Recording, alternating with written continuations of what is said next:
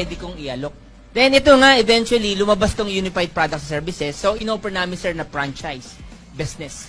So, we pioneered the one-stop shop service in the Philippines. Paano kayo yung mga ordinaryong tao? Anong business yung pwede nating ilagay sa mga taong may cellphone?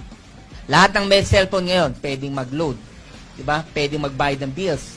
Pwedeng mag-remit. Pwedeng bumili ng ticket. Lahat ng yon nilagay namin ngayon sa app.